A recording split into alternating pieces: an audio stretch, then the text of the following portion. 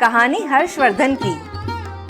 नमस्कार, आज हम बात करेंगे सम्राट हर्षवर्धन की, जिन्हें प्राचीन उत्तर भारत का आखिरी महान हिंदू सम्राट कहा जाता है। 606 ईस्वी से 647 ईस्वी तक इनका शासनकाल रहा। हर्षवर्धन ने इस्लामी आक्रमण से पहले प्राचीन उत्तर भारत के एक बड़े हिस्से को राजनीतिक एकता में बांधा। हर्षवर्धन का जीवन पारिवारिक और राजनीतिक संकटों से घिरा रहा। इनके पिता प्रभाकर वर्धन की मृत्यु के बाद उनके बहनोई, जो कि कन्नौज के राजा थे, गौड़ शासक शशांक द्वारा मारे गए। इसके बाद इनके बड़े भाई राज्यवर्धन, जो कि इस हत्या का बदला लेने गए थे, को भी मार दिया गया। इन परिस्थितियों में लगभग 16 वर्ष की आयु में हर्षवर्धन ने सत्ता संभाली।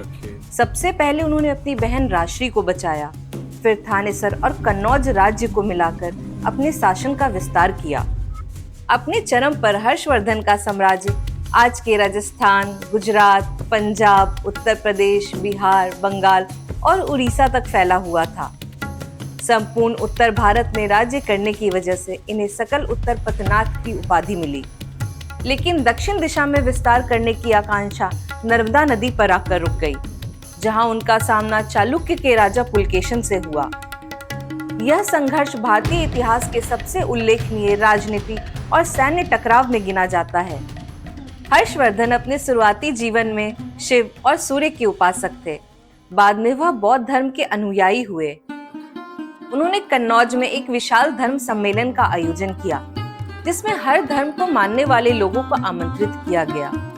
इस सम्मेलन में 18 देश के राजा, 4000 पुरोहित, 3000 ब्राह्मण, बौद्ध धर्म के अनुयायी, नालंदा और तक्षशिला के विद्वानों को आमंत्रित किया गया।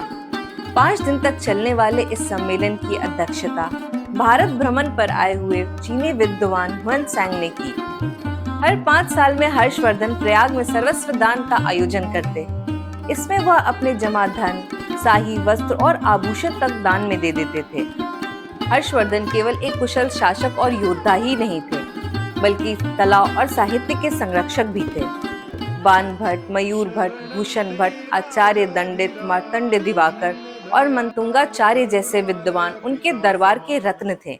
हर्षवर्धन ने खुद संस्कृत भाषा में 3 नाटक लिखे, प्रियदर्शिका, रत्नावली और नागानंद।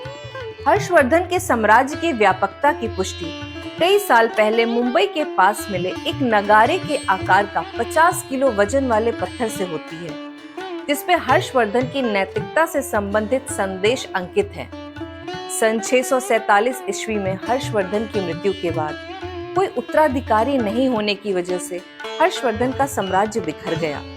उत्तर भारत छोटे छोटे राज्यों में बंट गया। हर्षवर्धन के शासनकाल में भारत सभ्यता, राजनीति, धर्म और कला का महत्वपूर्ण केंद्र था। कन्नौज में उस समय 100 बौद्ध विहार थे, जिसमें 10,000 से भी अधिक भिक्षुक रहते थे। नगर में 200 से भी अधिक मंदिर, उपवन और जलाशय थे। शायद इन्हीं वजहों से भारत को सोने की चिड़िया कहा जाता था।